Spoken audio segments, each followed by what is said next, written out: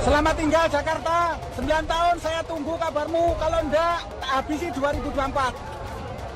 Semangat! Partai politik yang tidak mendukung kita habisi di desa. Oke.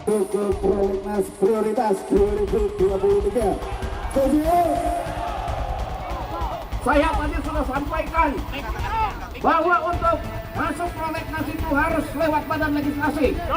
Jadi makanya pada kesempatan ini saya mengagendakan kawan-kawan sekalian ketemu dengan badan legislasi. Sampai pagi. Gak akan bisa masuk prolegnas kalau tidak masuk badan legislasi.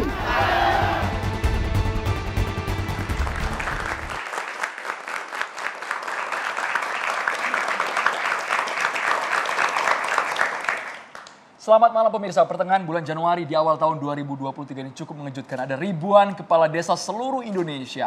Mereka menggelar aksi unjuk rasa di depan gedung DPR MPR. Yang mereka minta adalah soal masa jabatan. Dari 6 tahun menuju ke 9 tahun. Sontak hal tersebut cepat direspons oleh pemerintah. Iya, dan bahkan yang mengejutkan lagi mereka kemudian meminta tuntutan di mana masa jabatan diperpanjang 9 tahun dengan 3 periode. Total 27 tahun, Andro. Bahkan muncul juga adanya ancaman jika kemudian nanti di 2024 akan kemudian siap menghabisi suara partai politik yang tak sejalan. Sebenarnya apa maksud dibalik ribuan kepala desa ini? Kita akan bahas nanti bersama dengan sejumlah narasumber kami ya. Betul Maria. Tapi kita sapa dulu teman-teman mahasiswa yang sudah hadir di studio Catatan Demokrasi dari Universitas Bakri. Mana suaranya?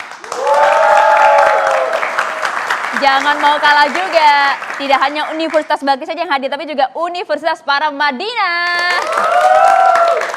Terima kasih sudah hadir. Kalau begitu langsung saja kami akan perkenalkan satu persatu narasumber kami. Yang pertama sudah hadir ada Bang Fahri Hamzah, Waketum Partai Gelora. Selamat malam Bang. Boleh pakai mic ya Bang? Kita sambil cek mikrofon boleh Bang? Selamat malam, Assalamualaikum. Waalaikumsalam warahmatullahi wabarakatuh. Baik, dan juga sudah hadir Bang Ferry Amsari, pakar tata negara. Selamat malam Bang. Malam, assalamualaikum. Kami juga menghadirkan langsung ini Menteri Desa Daerah Tertinggal dan Transmigrasi Bapak Abdul Halim Iskandar. Selamat malam, Selamat malam Pak Menteri. Terima kasih sudah berkenan hadir. Kemudian ada Ketua DPP PDI Perjuangan, Mas Arya Bima. Assalamualaikum, selamat malam Mas Arya Bima. Dan juga ada pengamat politik Bang Boni Hargens. Selamat malam Bang Boni Hargens.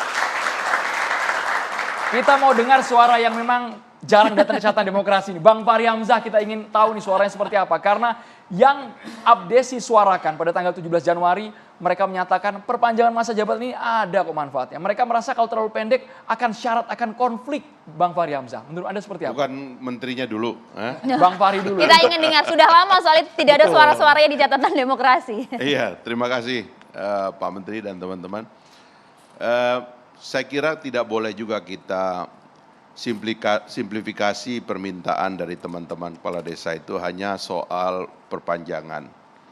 Ini kan pengalaman kita sudah sejak tahun 2004 diundangkan di akhir masa jabatan 2014 diundangkan di akhir jabatannya Pak SBY dan sekarang ini artinya sudah lebih dari atau hampir 10 tahun teman-teman perangkat desa dan juga kepala desa itu merasa perlu ada yang dievaluasi. Saya kira evaluasinya sangat penting dan bagus karena undang-undang desa itu bukan undang-undang yang sederhana, satu undang-undang yang besar yang sangat bagus dan kalau kita baca keseluruhan cakupan dari undang-undang desa ini, undang-undang nomor 6 tahun 2014 ini adalah undang-undang yang menjanjikan masa depan baru bagi desa-desa kita di seluruh Indonesia. Dan kemudian ini dilengkapi dengan lahirnya institusi Kementerian Desa yang secara khusus memikirkan dan mengembangkan mereka. Jadi menurut saya sih jangan terlalu soal 9 tahun itu yang kita ributkan, tapi coba kita pikirkan ke sesuatu yang lebih besar. Dan kalau bisa jangan sesuatu yang lebih besar itu nanti kita korbankan hanya karena ada persoalan 9 tahun. 9 tahun itu memang secara filosofis kalau persepsi saya sebenarnya ini agak keliru karena tendensi di dalam demokrasi itu masa jabatan atau jabatan itu dibatasi.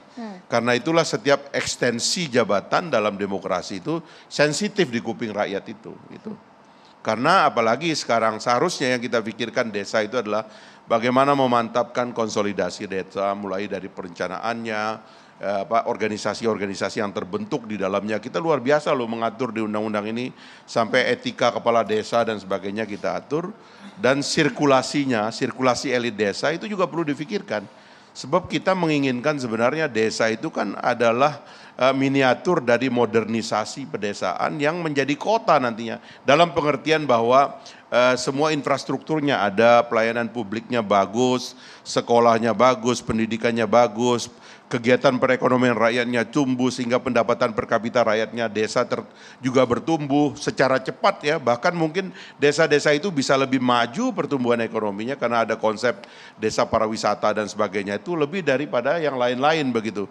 Jadi menurut saya baca ini dulu secara umum karena itu jangan interupsi dengan isu 9 tahun. Menurut saya agak merugikan kalau kita ini akhirnya tidak memikirkan desa secara serius hanya gara-gara kita diinterupsi oleh isu 9 tahun yang tidak menguntungkan menurut saya. Kemarin juga saya kira salah juga kalau teman-teman kepala desa itu otaknya itu fokus di 9 tahun. Padahal yang kita pikirkan kan modernisasi desa. Kalau saya memikirkan gaji kepala desa mesti dinaikkan. Saya tahu teman-teman saya banyak jadi kepala desa. Orang saya lahir di desa, orang desa kok. Gajinya nggak cukup, nggak gagah mereka setelah terpilih dari kepala desa itu. Ya kan, nggak bisa nge-entertain tamu. Yang namanya elected official tuh harus ada uang entertainmentnya. Banyak tamunya, beda kita dengan PNS itu adalah orang terpilih itu banyak tamunya. Karena itu uang biaya tamu ini harus diperbanyak. Menurut saya gaji kepala desa dinaikkan. Anggaran desa dinaikkan. Tapi ya kan? sepakat tidak dengan Bahkan kemudian saya tuntutan. punya challenge nih ya, kalau mau nih Pak Menteri, kalau saya challenge-nya adalah kita harus memaksa APBN kita persentasenya kepada desa. Jangan hanya dana desa itu hanya mengundang belas kasihan dari APBN atau APBD, dari politisi. Menurut saya paksa persentase tertentu dari APBN, APBD untuk desa. Oke. Kalau mau real, jangan main-main, naikin uang desa. Uang desa sekarang cuma 70 triliun dari 3.000 triliun APBN kita sekarang terlalu kecil. Naikkan 2 kali lipat, 3 kali lipat, naikkan persentasenya, ikat APBN, APBD dengan dinaikannya dana desa. Berani enggak? Jangan cuma mau ngasih entertain kepada kepala desa, tapi uang desa enggak ditingkatkan. Nanti berbahaya sekali bagi kemajuan Tapi desa poin kita. utama tuntutan para abdesi ini adalah mereka meminta revisi undang-undang tentang desa agar masanya diperpanjang. Revisi bagus, tapi jangan bilang minta jabatan 9 tahun. Itu belakangan, jangan itu yang diutamakan. Sebab itu justru yang paling bahaya dan paling salah. Yang kita minta itu dana desa ditingkatkan, ambil persentase dari APBN, APBD. Itu didahulukan dong supaya warga desanya yang makmur, jangan kepala desa makmur, rakyat sengsara. Bahayanya apa tadi? Ya itu tadi, kalau masa jabatan diperpanjang, apalagi ini dengan mohon maaf ini ya, bukan curiga ya, kemudian nggak ada lagi pemilihan kepala desa. Kepala desa diperpanjang, artinya mereka ada kelebihan 3 tahun, kelebihan dari yang harusnya mereka berkompetisi ulang, tidak berkompetisi ulang. Nanti ini dipakai main-main. Dipakai untuk transaksi dengan para politisi yang sekarang ini sedang terjun ke desa minta suara. Gelora tidak begitu Bang? Hah? Gelora tidak begitu? Ya nggak boleh begitu dong. Kan malah kita mau ngatur di undang-undang yang kita revisi itu, transaksi kepala desa dengan rakyat pemilihnya tuh dibikin semakin intelektual. Debat kepala desa harus semakin hebat. Kenapa kami ingin meniatkan gaji kepala desa agar semakin tinggi supaya sumber dayanya anak-anak mahasiswa ini yang jago-jago ini pulang ke desa jadi kepala desa. Dia menyumbangkan pikirannya kepada kemajuan desa karena kompensasinya worth it gitu loh. Jadi jangan malah elit desa, kepemimpinan desa dibikin mandek. Menurut saya itu berbahaya bagi masa depan. Justru kalau menurut Bang Fahri artinya ada tanda tanya besar kalau kemudian terpaksa tuntutan 9 gue semangat tahun ini. karena gue disuruh duluan. Siap, kalau gitu kami ingin minta respon juga dari Bapak Menteri mengenai hal ini. Betul tidak sih kemudian jika masa jabatan ini diperpanjang, dugaan dari Bang Fahri tadi justru ada main-main nanti di belakangnya? Terima kasih. Pertama secara umum saya sebenarnya sepakat dengan Bang Fahri. Jadi kita bicara revisi Undang-Undang Nomor 6 Tahun 2014 tentang desa. Itu awalnya. Jadi awal diskursus bergulir kan di situ. Banyak masalah yang memang harus dibenahi. pola hubungan antara kepala desa dengan perangkat desa. Ini yang kecil-kecil aja. Kita belum ngomong tentang dana desa yang dinaikkan, tentang pertanggungjawaban dan seterusnya. Pola hubungan antara perangkat desa dengan kepala desa. Keberadaan perangkat desa yang statusnya tidak jelas. Ini juga menjadi bagian penting dari revisi Undang-Undang Nomor 6 Tahun 2014 tentang desa. Padahal di sisi lain, desa ini sudah menunjukkan prestasi yang luar biasa. Sejak digulirkannya dana desa sampai dengan hari ini, itu sudah ada 648 triliun dana bergulir. Dimulai dengan kecurigaan-kecurigaan yang sangat luar biasa kepada desa pada saat itu. Seakan-akan desa itu nggak mampu lah, dikasih duit banyak dan seterusnya dan seterusnya. Nah, dari situlah kemudian terjadi konsolidasi yang bagus dan terbukti. Hari ini dana desa betul-betul memberikan dukungan support yang bagus bagi pembangunan dan pemberdayaan masyarakat desa. Mulai dari keberadaan Indeks Desa Membangun, dari 174 desa mandiri, di awal dana desa digulirkan hari ini, sudah 6.238 desa mandiri. Itu karena kepiawaian dan kemampuan kepala desa beserta perangkatnya tentu saja dengan segala kondisi yang dihadapi. Itu berhasil menaikkan Indeks Desa Membangun. Kemudian desa maju dari 3.608 sampai 20.200 menjadi 20.249 desa maju. Artinya ini sudah di luar ekspektasi. Target RPJMN sebenarnya 2024 itu 5.000, tapi hari ini sudah 6.000. Ini menunjukkan bahwa kerja-kerja pemerintahan desa dengan kondisi yang begitu banyak dinamika itu ternyata berhasil dengan baik, dan infrastruktur desa juga luar biasa hari ini setelah digulirkan dana desa oleh Pak Jokowi. Nah, dari situlah kemudian banyak dinamika yang ditemukan. Misalnya tadi pola hubungan antara kepala desa dengan perangkat desa, ini perlu ditata. Kemudian kebijakan terkait dengan pemanfaatan dana desa. Ada dua pemahaman. Yang satu ingin dana desa diberikan kewenangan penuh kepada desa untuk improvisasi. Tapi harus diingat bahwa dana desa itu adalah dana APBN yang dikucurkan. Sehingga harus menopang strategi pembangunan nasional. Itulah makanya ada poin-poin yang memang menjadi mandatori. Misalnya pada saat COVID, dana desa untuk BLT. Pada saat sekarang, 20% dana desa untuk ketahanan pangan. Karena semua tahu permasalahan hari ini yang paling krusial adalah ketahanan pangan.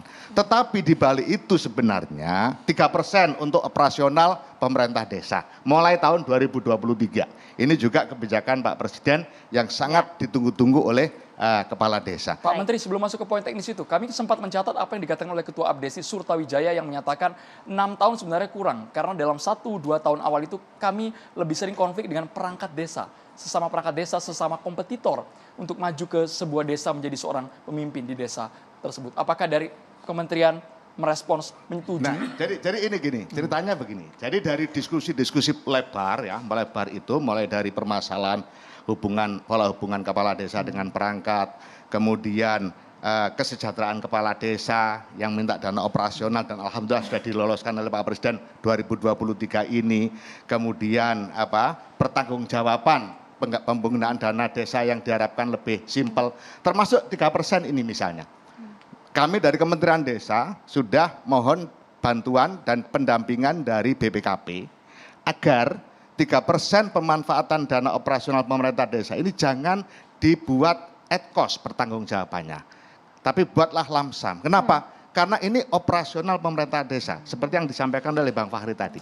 Jadi semua berjalan secara bertahap, secara bertahap. Nah, kemudian bergulirlah, sudah biasa kan, kemudian bergulir dengan prestasi yang diraih, dengan kondisi yang memang tadi betul.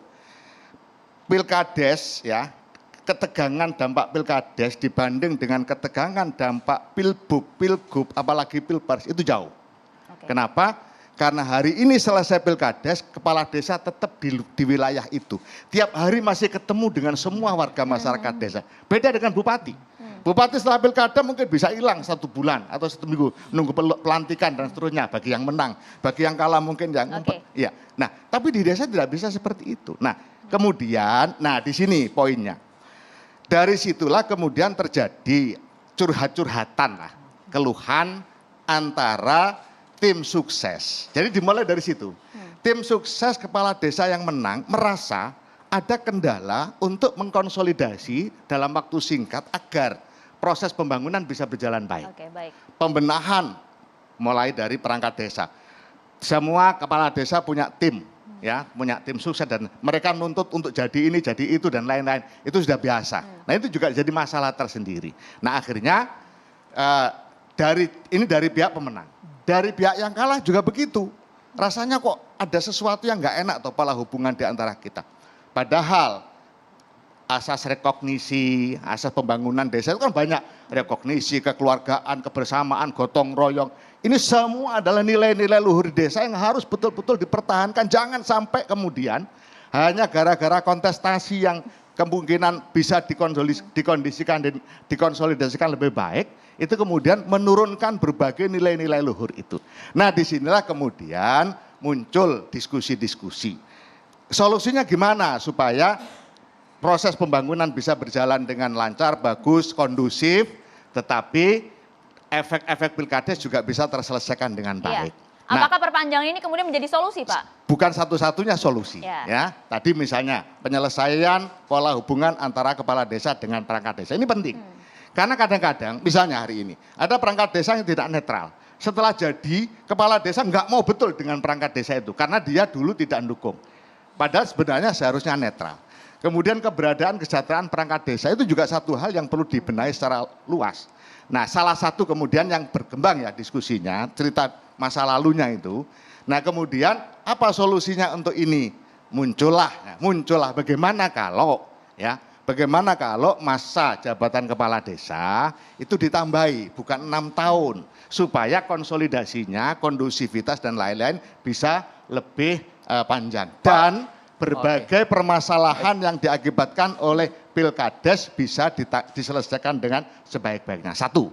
Yang kedua bisa ditahan dulu. Pak Menteri, kita harus jeda dulu, hanya di Catatan Demokrasi. Pemirsa, kita nanti akan menggali lebih dalam. Apakah betul alasannya realistis, gesekannya terlalu alot 1-2 tahun? Tetaplah bersama kami.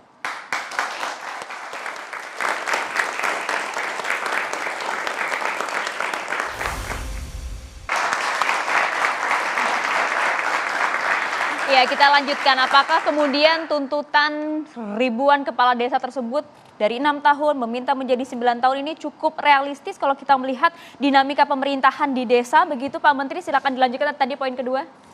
Yang kedua, demokrasi di desa itu paling tua. Belum ada pilihan bupati langsung, belum ada pilgub langsung, sudah ada pilkades langsung. Ini yang kedua. Yang ketiga, transparansi perencanaan, penganggaran dan pelaksanaan pembangunan itu sekarang paling transparan di desa. Bagaimana tidak transparan? Pertama, dalam merumuskan rencana kerja pembangunan, RKP desa, melibatkan namanya yang disebut dengan MUSDES, Musyawarah Desa. Bukan hanya BPD pesertanya. Ya BPD, ya warga miskin, kelompok marginal, kelompok difabel, perempuan, kemudian perwakilan dusun. Itu membahas perencanaan pembangunan desa. Kemudian dituangkan di dalam APBDes. APBDes jadi dipapang di balai desa, di tempat-tempat strategis. Ini loh APBDes desa kita tahun ini. Dana desa sekian, ADD sekian, untuk ini sekian, jelas sekali. Sementara di kabupaten hanya DPRD dan tidak pernah dibuka. Ini adalah satu bentuk pengawasan sehingga masyarakat melihat APBDes yang dipampang itu sudah tahu pembangunan irigasi di dusun ini sepanjang sekian anggarannya 200 juta. Masyarakat sudah bisa lihat, masa sih segitu kok 200 juta. Saya tahu tempatnya itu, langsung bisa cross check ke sana ke lokasi di mana APBDes tadi menunjukkan. Nah, itu adalah satu bentuk yang harus kita kuatkan, semakin hari semakin kita kuatkan hari ini. Dan disitulah yang kemudian begitu proses pembangunan di desa betul-betul bisa dilaksanakan dengan baik. Kalau toh kemudian ada hal-hal yang kemudian muncul di permukaan permasalahan ini itu, namanya juga proses. Ya. Nah itulah, makanya dari sini diskusinya kena bergulir panjang. Nah masalahnya yang jadi adalah ya apa tadi bicara tentang pola hubungan, bicara tentang peningkatan standar, bicara tentang penanganan APBDes yang lebih transparan, itu tertutup dengan wacana usulan gimana kalau diperpanjang menjadi 10 tahun. Pertama begini, 10 tahun usulannya. 10 tahun. Saya bilang, ini diskusi sebenarnya, bukan kemudian saya ini berkeputusan, tidak ada keputusan. Menteri tidak boleh mengambil keputusan sebelum ada arahan presiden. Jadi 10 tahun. Saya bilang kalau 10 tahun sampean mintanya berapa periode? Ya kalau 10 tahun 2 periode. 10 tahun 2 periode, 10 kali 2 berapa? 20. Undang-undang desa sekarang berapa? 18. Sampean akan mendapatkan permasalahan karena nambah hal yang sudah berjalan selama 2 tahun. Yang sekarang saja sudah heboh, Pak. Minta 9 tahun saya sudah heboh. Kita boleh ke Mas Ferry dulu mungkin, Mas Ferry. Anda menanggapinya bisa tidak ini disalahgunakan menjadi untuk mengamankan suara politik di bawah, Mas Ferry? Berat pertanyaannya. Secara substansi apa yang disampaikan Bang Fahri dan Pak Menteri, banyak poin yang selalu dibicarakan untuk perbaikan pemerintahan desa. Tapi konteks perdebatan utama hari ini adalah soal 9 tahun itu. Maka perlu kita tinjau kenapa kemudian ada pembahasan 9 tahun itu. Saya berkeyakinan karena ini studi keilmuan yang saya geluti, Bang Boni juga, bagaimanapun pembatasan kekuasaan itu penting. Sebagai satuan pemerintahan terendah di desa, lalu memegang banyak simpul-simpul kekuasaan langsung bersentuhan dengan publik di desa, jabatan kepala desa itu penting. Oleh karena itu, bagaimanapun di konsep kekuasaan harus dibatasi. Saya itu agak takjub ya, katakanlah begitu ya, sekumpulan kepala desa yang datang ke ibu kota, ngancam partai politik di 2024. Powerful apa kepala desa ini? KPK saja nggak berani ngancam Bang Fahri waktu jadi anggota DPR. Lalu tiba-tiba ada kepala desa yang ngancam kalau tidak setuju dengan kami 2024 awas. Saya nggak pernah tuh dengar ada institusi pemerintahan satuan terendah lagi ngancam DPR. Kalau ngancam Bang Boni bolehlah ya, saya bolehlah. Siapa kami begitu ya, individual begitu. Ini lembaga perwakilan yang bekerja atas dasar representasi. Tiba-tiba diancam. Bang Ferry, apakah kemudian Anda melihat bahwa sebenarnya selama ini mungkin jabatan kepala desa ini memang sebegitu kuat dan dijadikan sebagai alat politik? Ya, salah satu yang mengemuka adalah soal dana desa kan. Itu yang menyebabkan kemudian terjadi quote and quote perebutan jabatan kepala desa. Dulu saja sebelum ada dana miliaran sudah diperebutkan, apalagi miliaran. Nah makanya saya melihat ada konteks yang berbeda ini soal ancaman. Apalagi kalau diingat di putusan nomor 42 PUU 19 Romawi tahun 2021, MK barusan memutuskan jabatan mereka 6 tahun 3 periode. Kenapa disebut 6 tahun 3 periode bukan 9 tahun 2 periode? Jumlahnya sama. Karena harus ada ruang bagi masyarakat di desa untuk evaluasi pimpinannya. Kalau 9 tahun kepanjangan, presiden saja tidak boleh. Karena sudah ada angka matematis secara politis dari founding fathers, batasan khas orang Indonesia, karena mereka merasakan bahwa itu 5 tahun. Jadi aneh kalau ada satuan pemerintahan terendah ngomong lebih lama daripada presiden. Padahal mereka yakin merekalah yang bersentuhan langsung dengan rakyat. Kata Ketua Abdesi cukup pas 9 tahun untuk membangun desa. Ya, kita tidak bicara cukup tidak cukup. Ini semacam psikologi kekuasaan. Tidak pernah ada kekuasaan yang cukup. Oleh karena itu bangunan konstitusionalnya membatasi. Jadi kalau bilang cukup 9 tahun, bagi kepala desa tidak cukup. Bagi warga desa cukup, kalau perlu kurang 4 tahun saja. Karena supaya mereka betul-betul menjaga janjinya dengan publik mereka langsung. Jadi 4 tahun, kalau ada tepat janji, tidak terpilih lagi. Bayangkan kalau 9 tahun. Kalau 9 tahun tidak nempatin janji, tunggu 3 tahun menjelang 9 tahun. Baru janji dipenuhi semua. 6-nya kemudian dikorupsi gitu ya. Jadi bagi saya perlu diperhatikan betul kenapa ada pembatasan jabatan. Satu lagi isu yang menarik setuju atau tidak setuju, tapi kalau kita lihat konteks historisnya, beberapa tahun, mungkin dalam hitungan bulan masih ya, abdesi yang sama, mengumumkan, meminta presiden 3 periode. Ini harus hati-hati Mas Arya. Kelompok yang sama. Setelah mereka mendapatkan 3 periode di Mahkamah Konstitusi. Lalu ditolak publik semua, muncul wacana baru. Soal 9 tahun, tidak menambah periode, tapi menambah masa jabatan. 2 hal yang berbeda. Perpanjangan masa jabatan. 9 tahun. Saya agak takut tiba-tiba isu 3 periode turun, isu perpanjangan muncul. Abdesi yang sama sebentar lagi akan menyuarakan kalau kami bisa 9 tahun, apa salahnya presiden 9 tahun? Waduh. Nah, Oke. abdesi yang sama.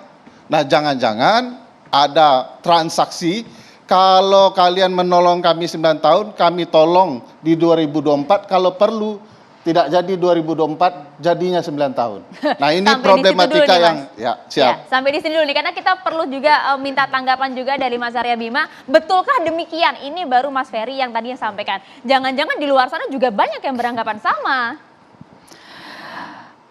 Terlalu didramatisasi sama Mas Ferry ya kan. Padahal ngomongnya santai loh tadi Mas Arya. Iya. Presiden, DPR, konstitusi ya kan. Itu adalah konstitusi, amanah konstitusi. Perubahan konstitusi tidak sederhana memperpanjang masa jabatan kepala desa. Jadi common sense-nya tadi kalau orang Jawa bilang diotak-atikkan supaya gaduk. Kebetulan namanya juga orang pendemo ya kan. Setiap kali demo adalah berusaha mengegulkan keinginannya dengan berbagai argumentasi, dan delala saja, kebetulan saja Mas Ferry yang seorang intelektual menangkap itu sebagai suatu hubungan yang korelatif. Karena yang menyuarakan sama begitu. Ya, kita harus berpandang pada kajian akademis, kajian konstitusi, dan realitas kita di dalam berdemokrasi dalam konteks Indonesia ini. Jadi sangat terpisah antara dinamika politik di tingkat nasional yang fondasinya adalah ideologi dan konstitusi dengan aturan di dalam mengatur kita masa jabatan seorang kepala desa. Jadi saya tidak melihat ada sesuatu hubungan timbal balik. Seluruh kepala desa kemarin kan hanya 15 juta. Seluruh datang ke Jakarta juga tidak akan semudah itu.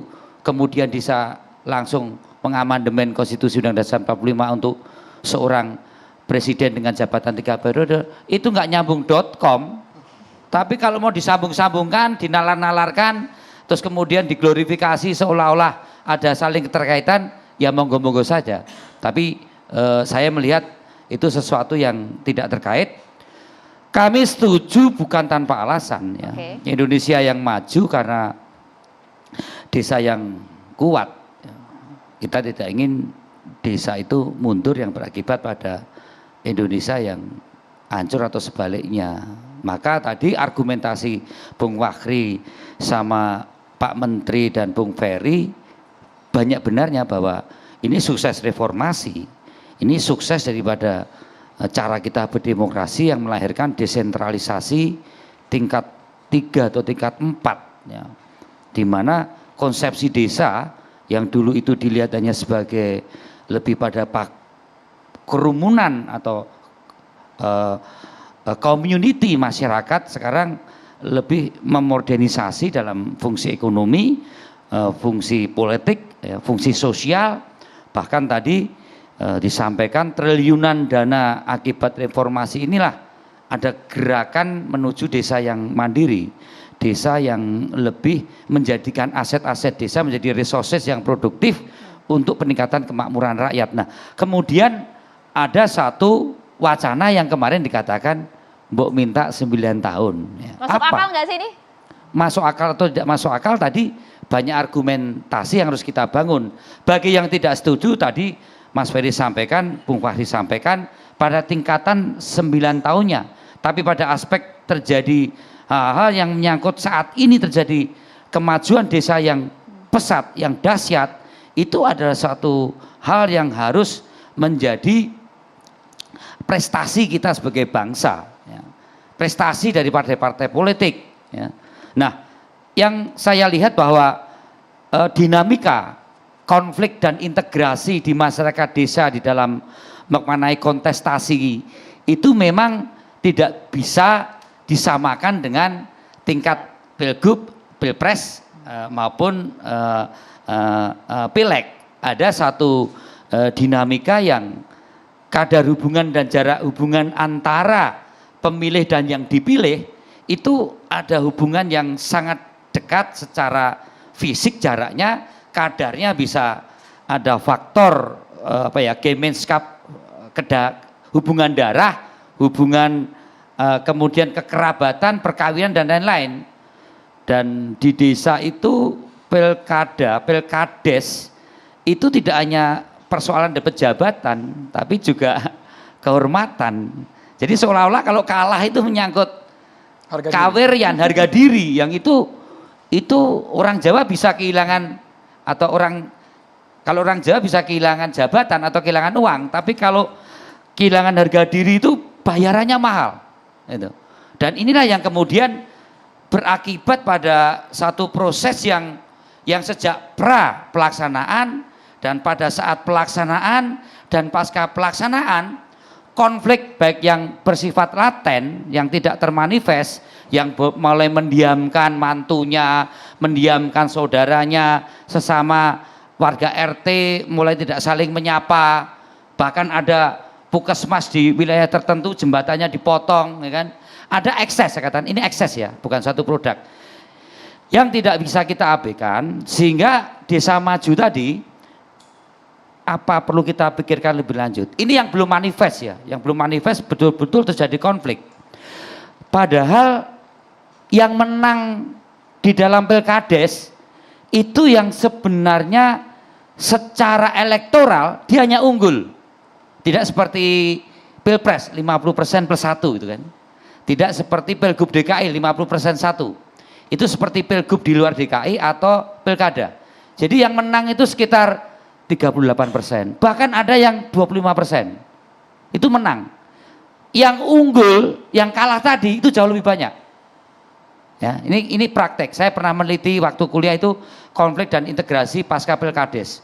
Ada hal-hal sosiologis yang perlu dipertimbangkan dan dia basis komunitas, permufakatan pemusyawaratan. Tapi karena proses elektoral ini, pendulangan suara itu demikian keras. Belum Bang Fakri mungkin juga tahu, Bang Ferry juga tahu, keterlibatan yang menyangkut sudah jadi taruhan penjudi. Bahkan siapa yang diunggulkan itu dipakai botoan itu. Itu dipakai taruhan. Bahkan bisa penjudi bisa membalikkan suara elektoral money politik yang sudah dikeluarkan itu karena taruhan di atas. Tapi sekali lagi ini ekses ya. Tapi ekses juga harus kita perhatikan. Karena seperti ini Mas Arya, setelah adanya aksi unjuk rasa para kades tersebut, cepat reaksi dari pemerintah. Bahkan melalui Mas Budiman Sujatmiko mengatakan Presiden setuju masa jabatan jadi 9 tahun. Itu betul tidak? Kita butuh penegasan soal itu. Sesaat lagi Mas Arya dijawab, kita harus jeda dengan tahan dulu Mas Arya, terima kasih.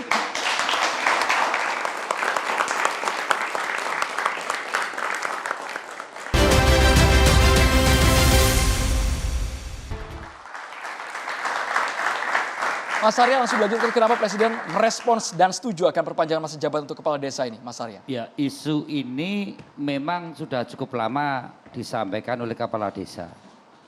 Dan kalau kepala desa pada demo itu paling bikin ribet Republik. Pertama, kepala desa, kedua guru. Ini harus segera direspon karena fungsi tugasnya memang luar biasa. Mereka berapa hari? Kalau berangkat pulang itu 2-3 hari.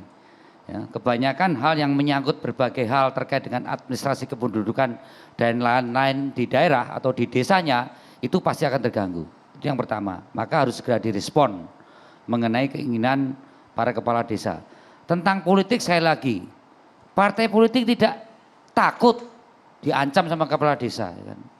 Sekali lagi kita tahu persis bagaimana mendulang elektoral. Ya. Karena ngancam, walaupun kita ingin tetap kepala desa itu netral lah kan. Kalau netral kita bisa bernavigasi kok. Saya banyak tidak didukung kepala desa secara elektoral. Tetap kepilih? Saya tetap kepilih kok. Tapi saya katakan, secara sosiologis posisinya mereka menang dalam posisi unggul di antara kandidat yang 5 atau 6 gitu loh. Ya, mau ngancem gimana kan gitu. Karena ngancem, walaupun kita tidak ingin diancam, dan bagaimana partai politik juga bersinergi dan berkolaborasi karena banyak hal terkait dengan agregasi, artikulasi itu muncul dari kepala desa, dari perangkat desa untuk kita dengar ya. Maksud saya nggak usah ngancam-ngancam lah ya kan, nggak usah ngancam-ngancam, semua bisa diselesaikan untuk dibicarakan. Jadi kalau toh kita mendukung 9 tahun, bukan takut ancaman. Bukan karena takut ya? Bukan takut ya, siapa takut itu. 9 tahun ini rasionalisasi butuhnya desa maju, bagaimana konstruksi politik akibat Pilkades ini perlu ada jeda yang lebih panjang. Tadi katakan oleh Mas Menteri bahwa setelah selesai Pilkades butuh 1-2 tahun untuk membangun kondisi equilibrium, membangun kondisi konsensus di antara perangkat desa. Belum dengan lawan-lawannya yang secara sosiologis juga perlu. Baru selesai 2 tahun kerja sudah persiapan lagi Pilkades berikutnya. Pada saat persiapan Pilkades, konstruksi lawan lama akan muncul lagi. Botoh-botoh mulai kalkulasi lagi. Para penumpang-penumpang, investor-investor yang butuh proyek menggunakan dana Pilkades juga sudah pada main. Nah, jadi saya kira rasionalisasi 9 tahun itu tidak sederhana dari para ungkapan para kepala desa. Memang harus kita kaji supaya lebih netral, lebih adil, lepas dari argumentasi Bang Fahri, Pak Ferry, Pak Menteri dan saya, silakan kaji secara akademis. Bawa dari perdebatan politis ke perdebatan akademis. Itu lebih fair sehingga adik-adik ini yang muda-muda ini bersama profesor doktornya bisa mengkaji secara akademis di kampus. Lebih netral dan bagaimana itu diberi masukan ke pejabat-pejabat politik atau kami-kami DPR pada saat nanti rapat dengar pendapat untuk menyampung aspirasi, plus minusnya semuanya ada. Kajian akademis secara komprehensif, boleh suaranya mungkin Bang Boni sebelum Ya, ke jangan Bang hanya Ferry. perdebatan politik saja Ya, maksudnya. silakan Bang Boni. Ya, pertama saya melihat dari awal modernisasi politik itu kan keharusan dan kita tidak bisa menghindar dari arus sejarah itu. Ketika kita menerapkan sistem pemilihan langsung, ini sebetulnya menyatakan kesiapan kita untuk terlibat di dalam proses modernisasi politik, berdemokrasi dan sebagainya. Maka kita angkat topi ketika Ibu Mega menerapkan itu di 2004. Ya, meskipun ketika itu secara praktis menjadi jalan tol bagi PSBY kan untuk menang. Nah, kemudian kita menerapkan juga yang namanya sistem pemilihan langsung untuk kepala daerah. Ya, setelah adanya otonomi daerah Undang-Undang tahun 1999 yang kemudian direvisi di 2004 dan seterusnya revisi. Nah, lalu kemudian muncul ini banyak dinamika di dalam modernisasi ini. Money politics, pencurian suara, faksionalisasi dalam masyarakat berbasis kepentingan. Nah, kemudian politisasi klan-klan politik, keluarga-keluarga politik berbasis keluarga. Ya mungkin di kita tidak terlalu kentara, tidak seperti di Filipina misalnya. Nah, tetapi ini saya mau mengatakan bahwa kalau dicermati secara akademik, ada satu penerobosan dari tradisi Gesellschaft menuju Gemeinschaft. Yang harusnya proses itu dibalik dari Gemeinschaft ke Gesellschaft. Ya, kalau melihat klasifikasi Durkheim yang belajar sosiologi adik-adik mahasiswa. Jadi dari masyarakat yang berbasis kepentingan, dia terobos kepada masyarakat berbasis ikatan persaudaraan. Ya, apa yang terjadi? Kebingungan baru muncul. Nah, di tingkat daerah. Nah, muncullah mekanisme pemilihan kepala daerah langsung yang diatur oleh undang-undang. Ya, di sana tentu berkecamuk itu kebingungan-kebingungan. Di satu sisi orang tahu ikatan kekeluargaan antar keluarga, antar kampung, antar dusun itu sesuatu yang mahal, tetapi di sisi lain ada pembelahan-pembelahan karena perbedaan kandidat, perbedaan pilihan di dalam pemilihan kades. Nah, mana yang mau dikedepankan? Keunggulan tradisi lokal atau kepentingan praktis mekanik dari proses pemilihan ini. Kan itu. Saya kira kita tidak bisa memastikan, tetapi bahwa masyarakat otomatis seperti ditampar. Kita harus menentukan pilihan. Mau maju menuju masyarakat gesellschaft yang berbasis kepentingan, atau kita tetap konsisten sebagai warga desa yang dibangun di atas solidaritas kekeluargaan. Nah, saya kira perdebatan moral dan batinnya di situ. Nah, ini kemudian berimbas kepada bagaimana teknis pelaksanaan kekuasaan oleh kepala desa. Benar, tadi dikatakan oleh Pak Menteri bahwa persoalan-persoalan bagaimana meningkatkan kualitas pelayanan di desa, bagaimana membangun komunikasi atau koordinasi antara kepala desa dan perangkat desa, itu juga satu concern. Ya, lalu Pak Arya tadi mengatakan bahwa pentingnya kesinambungan di dalam skema pembangunan desa, ya. Saya kira itu semua hal yang penting. Tetapi kita juga harus memahami bahwa pelaksanaan kekuasaan di desa itu berbeda dalam konteks yang skop politik yang luas. Yurisdiksinya luas seperti kabupaten, kota atau provinsi atau negara. Perbedaannya yaitu tadi, karena desa skop yang kecil, orang saling mengenal, jadi perbedaan pilihan itu bisa melahirkan kebencian yang sifatnya personal. Dan kalau sudah personal, maka tidak akan mudah membangun konsensus. Nah, kalau konsensus tidak ada, bagaimana kebijakan bisa diterima dan dijalankan? Lalu kemudian kita bicara soal pengelolaan anggaran desa. Nah, kalau tidak ada konsensus, bagaimana kepala desa mau menjalankan? Kalau dia mau menggunakan dana, takut dicurigai korupsi oleh lawan dan kemudian jadi masalah.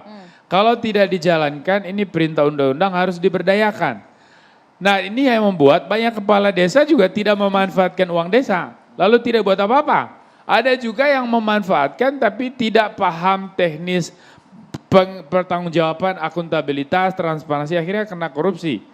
Nah, makanya saya bilang ini kita lempar beban, ya, harus kita berpikir secara serius. Saya kira ini bukan soal waktunya, ya. Maka kita pikirkan bagaimana sosiologi politik dari masyarakat desa ini kita pahami, lalu kita tentukan soal batas waktu.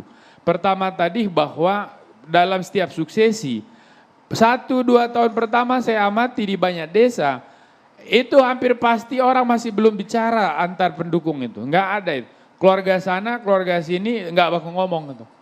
Nah, bagaimana dengan calonnya? Bagaimana kita bicara konsolidasi untuk pelaksanaan itu? Artinya bahwa banyak waktu terbuang, jangan lihat di 6 tahunnya itu. Praktis ya orang cuma berkuasa 3 tahun. Makanya saya bilang ya, you taruh 9 tahun, 2 kali 9 enggak masalah. Kalau di desa itu justru orang butuh, karena ketika dia melaksanakan itu dengan baik, orang akan tetap membutuhkan dia di situ. Mas Ferry sepakat? Artinya bahwa ini bukan soal waktu, tapi bagaimana mempersiapkan munculnya kepemimpinan desa yang diterima dan berguna bagi masyarakat sampai desa. Sampai di situ Bang Boni. Anda sepakat Mas Ferry? Tadi Mas Arya bilang korelasi ini tidak ada nyambung.com-nya. Saya mau bahas yang nyambung.id-nya. Ini boleh dikatakan beberapa peristiwa ya, terutama apa yang dilakukan langkah-langkah oleh Presiden dan berkorelasi dengan kepala desa, banyak sekali pelanggaran konstitusional dalam pemerintahan Pak Presiden Jokowi yang juga dikritik oleh Bu Mega, terutama soal masa jabatan gitu ya. Nah, saya mau mengatakan bahwa dalam konsep kan kata Bu Mega soal Pak Jokowi tidak boleh lagi bicara 3 periode. Kan pertemuan kemarin kan ada korelasi soal pembatasan masa jabatan, itu yang mau saya bicarakan. Nah, pentingnya begini, di dalam studi politik dan hukum tata negara ini penting. Tidak ada pembicaraan soal keuntungan tertentu menjelang tahun politik. Contoh, Pak Ferry yang saya katakan seolah-olah kalau toh pemerintah setuju atau DPR setuju, ada satu hubungan bahwa persetujuan itu terkait dengan hal-hal yang menyangkut perpanjangan atau 3 masa periode tadi. Ya oke, itu nyambung.id-nya ya. Ya oke, poin. Saya mau mengatakan begini, dalam teorinya tidak boleh bicara perpanjangan, naik gaji, pemberhentian, pengangkatan orang baru menjelang tahun politik. Contoh di undang-undang pemerintah. Ada aturannya enggak Ya. itu? Contoh ini saya Ada mau sebut. aturannya enggak melarang Ada. itu? Tunggu dulu. Masa Ini jabatan contoh. presiden 5 tahun. Iya, nanti saya jelaskan. Contoh di pemerintahan daerah, kepala daerah itu dilarang memberhentikan atau mengangkat orang tertentu dalam kurun waktu tertentu yang berkaitan dengan proses pemilihan. Begitu juga soal naik gaji. Ada contoh nih, Senat Amerika punya kewenangan naik gaji, naikin gaji diri sendiri. Oleh Mahkamah Agung Amerika dilarang, ketok palu. Boleh naik gaji, tapi berlaku untuk periode berikutnya. Kenapa? Dijauhkan dari konflik kepentingan, konflik of interest.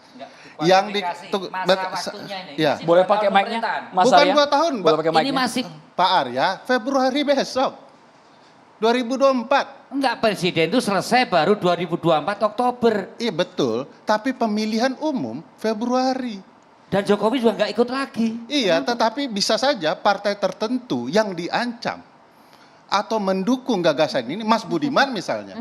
Walaupun PDIP mungkin Monggo. tidak ya. Maksud saya gini Pak, kalau 2 tahun presiden masa jabatannya masih 2 tahun terus Makanya, dilarang menggunakan keputusan. Saya sebagai jelaskan pejabat. Mas Arya, dalam konsep kebijakan, bahkan asumsi akan terjadinya konflik of interest dilarang, dilakukan. Oleh karena itu makanya ditunda. Kalau memang ini baik, ada kajian ilmiah kan? Kajian ilmiah itu kalau memang 9 tahun itu terbaik, mestinya diterapkan setelah pemilu berlangsung. Jangan 2 tahun, karena Pak Ferry. akan ada asumsi bahwa Presiden masih punya waktu 2 perpanjangan tahun. masa jabatan ini adalah hadiah dari partai tertentu atau presiden untuk kepala desa untuk mensupport mereka dalam pemilu 2024. Makanya keluar Ancaman itu pernyataan ancaman itu karena mereka tahu posisi mereka sangat menentukan pada pemilu 2024. Oleh karena itu, bukan spekulasi, itu pernyataan mereka, bukan saya. Ya, saya katakan Apa yang tadi. diomongkan Mas Boni dan Pak Mas Arya malah spekulasi. Kenyataannya ada ancaman, tetapi dianggap itu tidak ada. Ya, ancaman kan kita kalkulasi. Ini saya bilang ada teorinya. Kalau tidak puas dengan teori ini silakan buat teori baru. Iya. Teori barunya Seorang apa? kepala desa tidak unggul secara elektoral. Tidak unggul secara elektoral, Tidak. tapi bisa membantu. Contoh kasus-kasus pelanggaran pemilu. Anda mau membantah ada kasus-kasus pelanggaran pemilu yang melibatkan kepala desa? Tanya beliau, berapa banyak jumlahnya? Silakan. Ya banyak Di jumlahnya. mana posisinya Begini, kepala desa? saya kalau boleh potong. Enggak, di mana kepala desa? Ini Di sudah dalam pelanggaran tidak pemilu. pembicaraan ini sudah Kita tidak fokus pada tema ilmiah. kita. Ya. Karena kan Mas Ferry. Ferry memulai dengan kecurigaan. Jadi Saya kalau kita saya mendebat bilang, Mas kecurigaan, Boni, ada teori, kalau ada kita peristiwa. sebentar, dia Anda ada tetap apa? aja basis berpikirnya kan prasangka. Bukan. Kalau Saya kita menceritakan mau ada Kekhawatiran peristiwa. saja, Bang Boni. Kalau Ada mau kasus mendiskusikan, Anda Bentar apa dulu. kasus Anda? Apa teori Bentar, Anda? bentar dulu. Jangan-jangan Sebentar, nanti Anda saya akan malah kesana, saya akan berprasangka. Bilang orang berprasangka, tapi basis Jadi- teori tidak ada, fakta empiris tidak punya. Kita kan diundang ke TV ini membahas 9 tahun masa jabatan kepala desa. Kok bisa larinya itu sampai ke Pak Jokowi lah? Emang Pak Jokowi kepala desa? Makanya saya Makanya makanya saya ceritakan larinya ada ke kasusnya. partai. Artinya gini, Abdesi gini. berkumpul, Gini, dikumpulkan gini. orang istana. Gini, Pak Ferry. Bicara, dengarkan dulu. Bukan. Anda menuduh bukan. saya tidak ada kasusnya, ada korelasi. Bukan. Saya jelaskan, ada korelasinya. Ya mungkin. Abdesi mungkin. berkumpul mendukung presiden tertentu, sekarang bicara soal 9 Bukan, periode. kalau saya diundang ke sini untuk mendiskusikan prasangka Bapak, kan saya mungkin tidak akan hadir. Ini kekhawatiran masyarakat luas jadi Sama. kita bahas di sini. Saya Terus, kalau Nah sekarang kalau begini, cuma begini Kang Ferry. asumsi Kang tidak Ferry, jelas, saya juga tidak sekarang akan hadir. begini, Bergantian begini. Bapak-Bapak. Silakan, Bang Boni, Bang boleh Boni. singkat Saya saja, Bang bertanya Boni. ke Mas Ferry dulu lah, biar saya masuk dulu di ruang berpikir Anda. Karena kan saya terus terang agak bingung. Apakah ada indikasi atau adakah presiden di mana kesimpulan bersifat prejudis itu kemudian muncul? Ada enggak sih tanda-tanda bahwa usulan 9 tahun masa jabatan kepala desa ini berkaitan dengan masa jabatan bupati, gubernur, Oke, kita presiden? jawab dulu. Ya, aku pengen tahu aja. Oke, Iya, singkat, terima singkat. kasih. Siap, Pak. Ini di bawah Dia- tadi dia tinggal bertanya Mas sesuatu Ferry. yang tidak Tadi, nyambung. tadi Pak Ferry mengatakan bahwa menyetujui 9 tahun itu karena ada bonus seperti ancaman dari kepala desa untuk kemenangan partai politik atau Bukan anggota seperti DPR. Mas, sudah terjadi itu. Ya saya sebut, loh saya katakan secara elektoral, dalam pengertian elektoral, sebagian besar kepala desa tidak menang tapi hanya unggul suara. Jadi kita tidak takut. Terus kemudian Mas Ferry bilang, loh dia kan bisa mensiasati sebagai kecurangan pemilu. Memangnya kepala desa penyelenggara pemilu nggak nyambung.com lagi. Mas Ferry langsung dijawab. Jadi ini yang saya kira Betul, Ya, silakan Mas Ferry, silakan. Pura-pura tidak paham. Loh, iya. Kasus kecurangan pemilu tidak hanya melibatkan penyelenggara, peserta, pemilih. Juga perangkat-perangkat tertentu. Makanya di Undang-Undang Pemilu ada. Baca pasal 29, 30 Undang-Undang Desa menyebutkan keterlibatan kepala desa dalam kecurangan pemilu.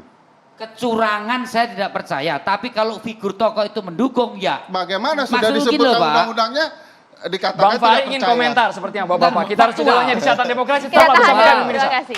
Saya katakan secara faktual.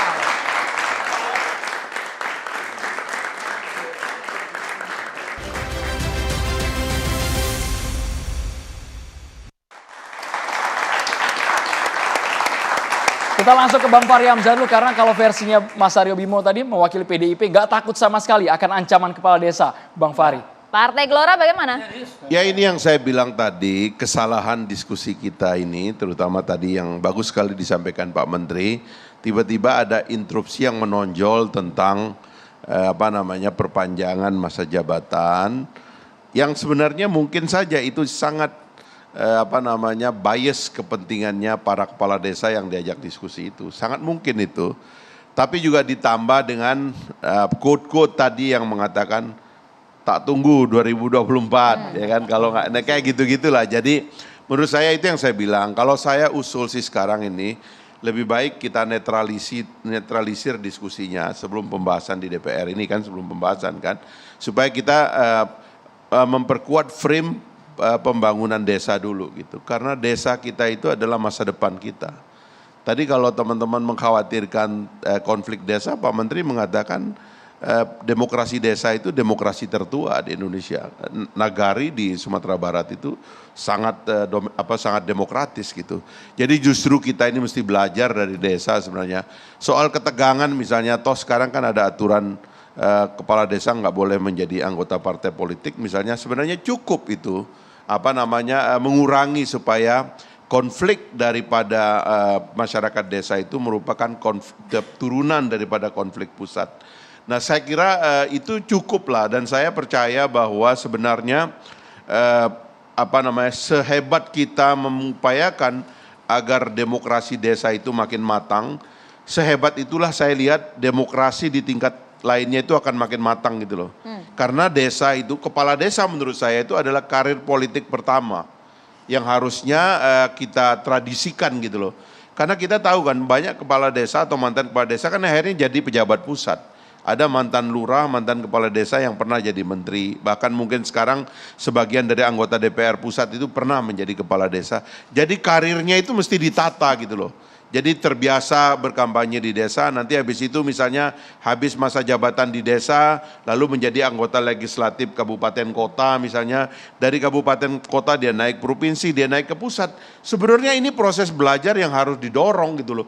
Cuman jangan ragukan bahwa proses belajar di desa itu lebih kuat. Saya tidak percaya bahwa harus ditambah, bahkan saya mengusulkan kan di anggaran karena dana desa sekarang memakai anggaran APBN dan sebagian APBD, maka harusnya masa jabatan kepala desa disamakan dengan presiden, disamakan dengan gubernur, wali kota dan bupati. Sehingga ini sejalan dan senafas dengan anggaran negara kita, anggaran kabupaten kota dan juga provinsi gitu. Menurut saya itu proses belajarnya lebih pasti. Sehingga karir kepala desa, oke lah nanti kita nih ya sebagai partai politik lihat desa-desa.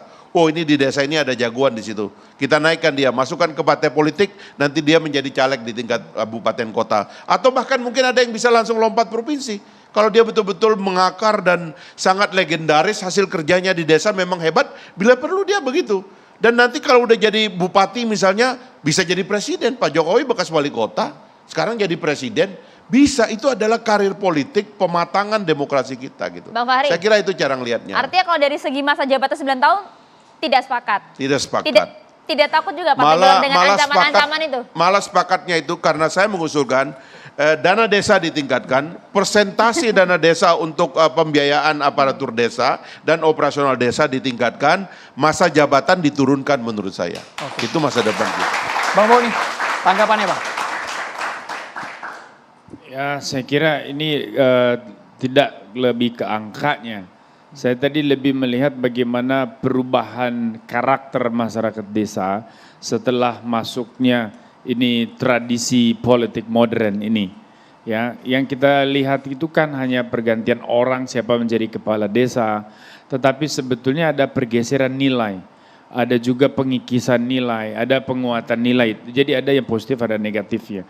Pengikisan nilai ya misalnya bagaimana ikatan kekeluargaan itu kemudian dinomorsekiankan karena munculnya praktek money politik atau ikatan kepentingan dalam politik. Nah itu yang terjadi kan. Nah bagi saya sih untuk tradisi kita ini kurang bagus, kurang sehat.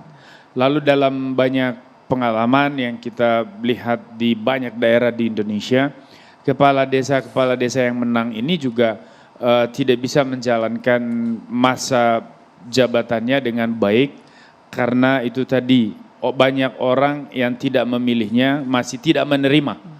Nah, dalam konteks inilah kualitas pelaksanaan jabatan itu menjadi kurang efektif, kurang ideal ya sehingga tidak berdampak pada pembangunan masyarakat desa.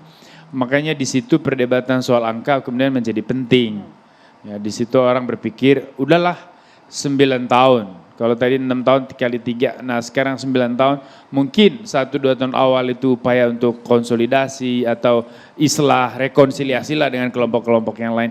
Baru selanjutnya adalah pembangunan. Sehingga nanti betul-betul kehendak pusat supaya dengan adanya perangkat desa, kepala desa sebagai perpanjangan tangan pemerintah di akar rumput, ini betul-betul memicu akselerasi pembangunan di segala hal.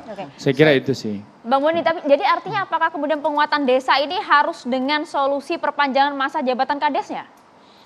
Ya itu nanti perdebatannya terlalu politis sih kalau bicara. Saya kira tergantung konteksnya. Artinya kalau kepala desanya memang orang yang diterima dan benar-benar cocok untuk memimpin, 9 tahun juga kurang. Ya, tetapi kalau ada kepala desanya yang gak beres, tentu orang tidak akan menghendaki dia lagi.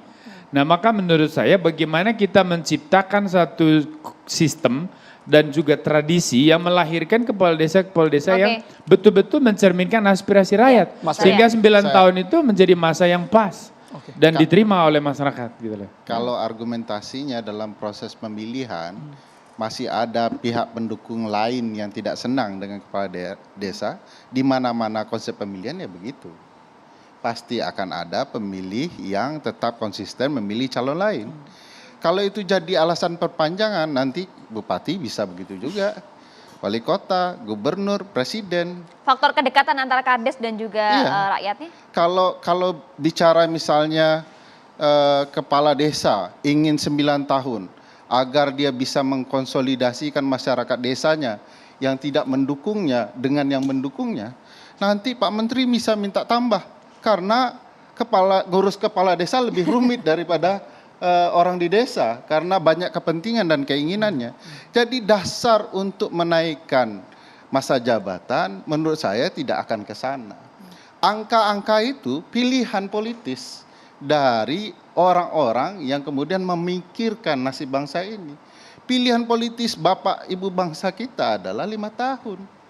Tiba-tiba muncul 9 tahun, dari mana angka-angkanya? Ternyata tadi kata Pak Menteri sederhana saja, kalau 10 tahun, 20 tahun, banyak sekali itu. Padahal putusan MK yang baru diputus, bicara konsep konstitusional mengatakan hanya 6 tahun 3 periode. Jadi kenapa putusan MK yang baru ini hendak diubah lagi? Bukankah itu pelanggaran terhadap pilihan konstitusional? Jadi secara teori sudah saya sampaikan, secara empirik sudah saya sampaikan, secara yuridis konstitusional sudah disampaikan. Apa alasan membantah pilihan-pilihan ini? Saya hanya menyampaikan pilihan-pilihan itu, bukan berasumsi dan berpendapat seperti yang lainnya. Oke, Mas Arya. Iya, secara empirik debatable karena yang terkait rasionalisasi kenapa PDI Perjuangan menyetujui 9 tahun tadi lebih pada masalah sosiologi politik yang sudah saya uraikan, juga efektivitas pemerintahan di tingkat desa.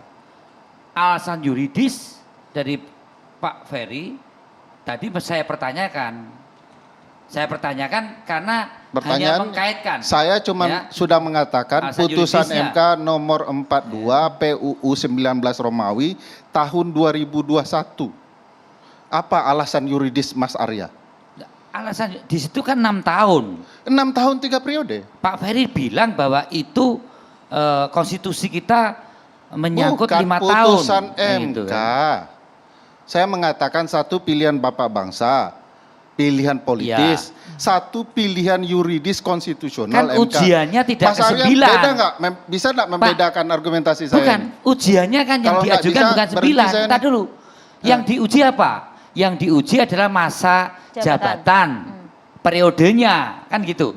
Mas Arya, di putusan 42 itu disebutkan 6 tahun konstitusional untuk kepala desa dengan syarat 3 tahun periode. Yang antara masa ujiannya? Kedua-duanya Mas Arya di dalam putusan MK itu 6 tahun masa jabatan, periode 3 tahun. Antara masa jabatan dan periode ada 2 hal yang berbeda. Iya. Disebutkan kedua-duanya di dalam putusan MK. Disebutkan? Iya.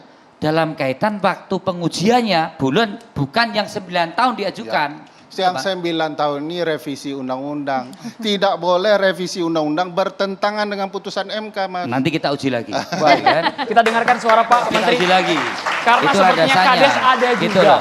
Pak Menteri, yang menyinggung soal posisi Menteri. Kalau nggak dinaikkan jabatannya kami copot Menteri. Wah, kan? Padahal kepala desa Silakan, tidak punya wewenang apa-apa kan? Silakan Pak Menteri. Jadi ceritanya tadi kan belum selesai. Diskusinya luas, panjang, kali lebar, kali tinggi. Sebenarnya prosesnya panjang itu. Nah 20 tahun diskusi nggak mungkin lah kalau 20 tahun. Ngobrol-ngobrol ketemulah 9 tahun. Pertanyaan lagi muncul, jadi dinamis. 9 tahun nanti masyarakat jenuh. Iya kalau sesuai dengan harapan, kalau tidak sesuai. Kontrol. Nah dijawab, loh kan ada itu aturan di Undang-Undang Desa. Bisa kepala desa dicopot di tengah jalan. Ada aturannya dan boleh. Nah satu itu, kemudian muncul lagi, lah nanti bupati arogan lagi, kasih PJ, nah, kemudian jual beli jabatan dan seterusnya, dijawab lagi, kan sudah ada itu Permendagri yang mengatur pemilihan antar waktu, penggantian antar waktu, pemilihan oleh musdes yang diperluas, peserta musdes ditambah perwakilan dusun 5 orang, yang 5 orang juga diproses di dusun sehingga merepresentasikan warga masyarakat, ikut pemilihan dan musyawarah mufakat. Jadi dinamikanya panjang banget, tidak serta-merta kemudian muncul 9 tahun dan seterusnya. Nah, ini yang pertama.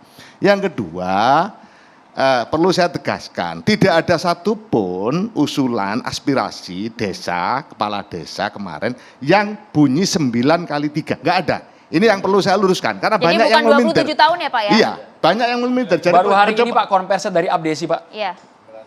9 kali 2, bukan 9 kali 3. Ya, 9 kali 2. Banyak dokumen-dokumennya. Abdesi ada 9 kali 2. Kemudian KIB atau apa, pokoknya orasinya juga 9 kali 2. Sehingga tetap pada posisi 18. Di dalam Undang-Undang Desa 6 kali 3 18. Nah, yang perlu sekarang dibuka betul adalah ini, Mas Arya. Iya, hasil Mahkamah Konstitusi itu loh. Karena yang saya tahu itu tidak menyebut sampai pada detail seperti itu, harus 6 kali 3 periode. Yang saya tahu itu. Malah yang kedua, yang saya tahu ada yang ditolak karena penggugat tidak memiliki legal standing. Nah, itu lain Pak Menteri. Nah, makanya ini perlu dipertegas dulu. Mungkin itu interpretasinya keputusan Mahkamah Konstitusi oleh Pak Ferry. Ya, Mas Arya tolong baca mulai hari ini juga dengan Pak Menteri putusan nomor 3 dengan putusan 42. 2 hal yang berbeda. Putusan tersebut bisa kita baca bersama Bapak. Ya, kita harus silakan. Terima kasih.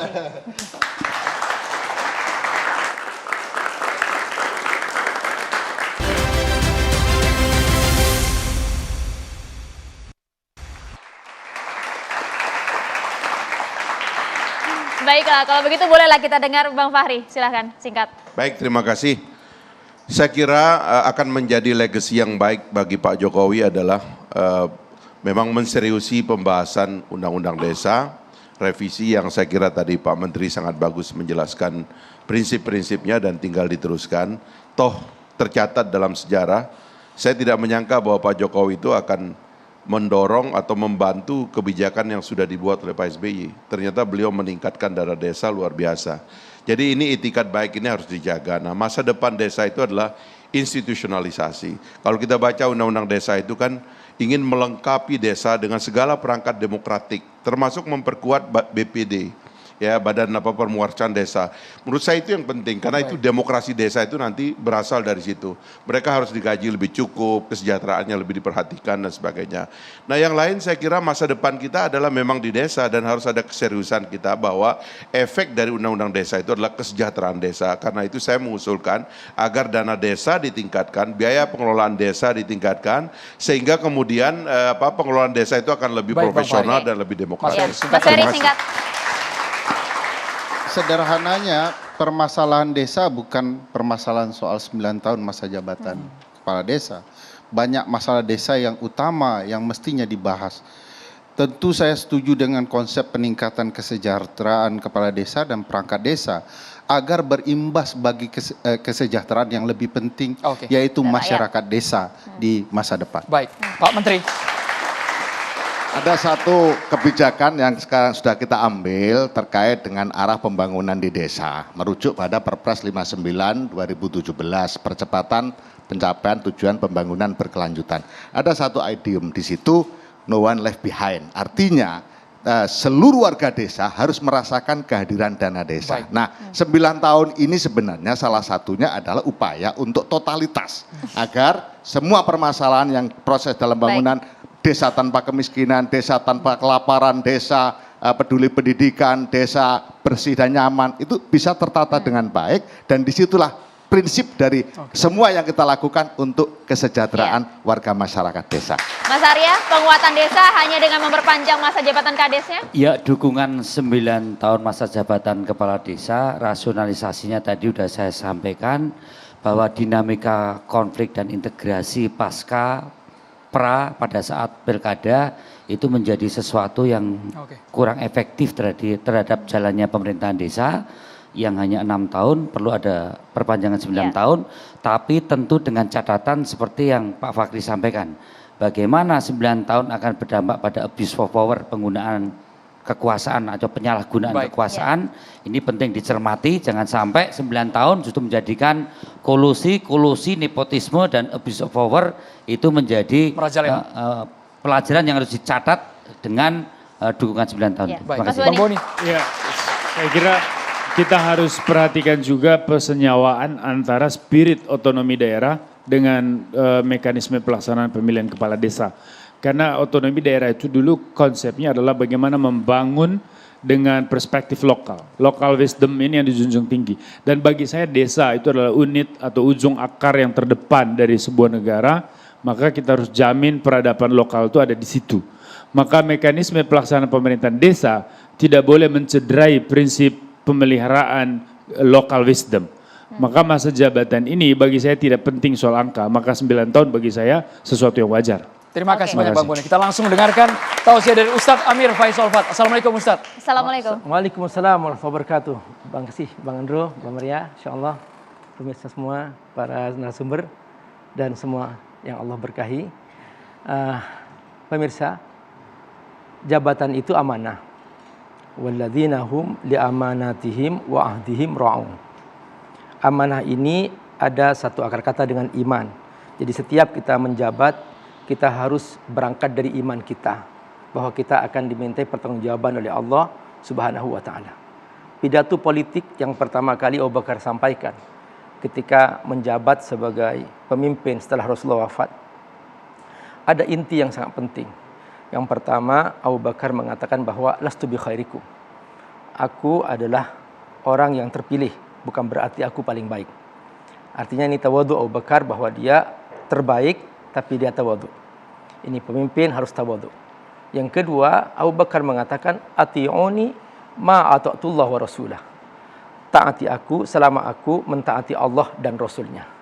Bahwa jangan sampai undang-undang bumi yang kita buat melanggar undang-undang langit yang Allah tentukan. Jangan sampai melawan Allah Subhanahu wa taala. Yang ketiga, Abu Bakar mengatakan, al-qawiyyu fikum dhaifun indi wa dhaifu fikum qawiyyun indi. Yang kuat di antara kalian, yang kaya di antara kalian, maka aku akan mengambil hak untuk orang-orang yang lemah. Dan yang lemah di antara kalian, maka aku akan membantu mereka. Bahwa jabatan itu punya tugas untuk menjamin kesejahteraan.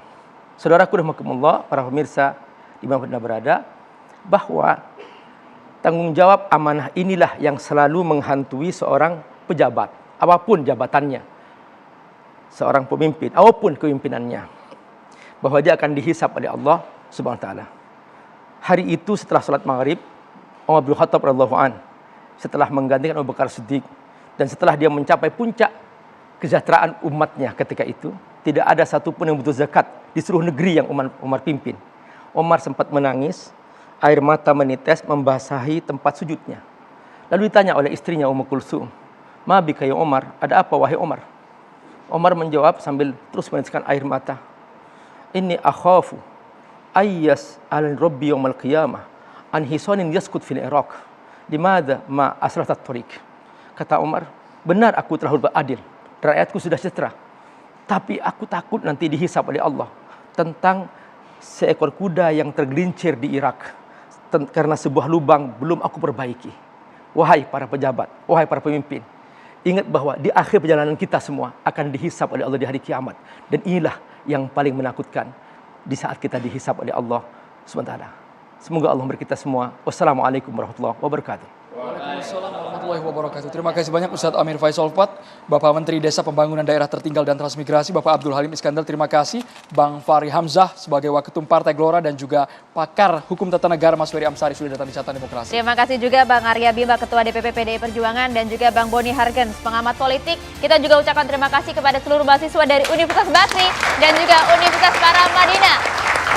Pemirsa, Catatan Demokrasi masih akan kembali minggu depan. Saya Maria Zegap. Dan saya Ruben Merkuri. Selamat malam, terima kasih. Sampai jumpa.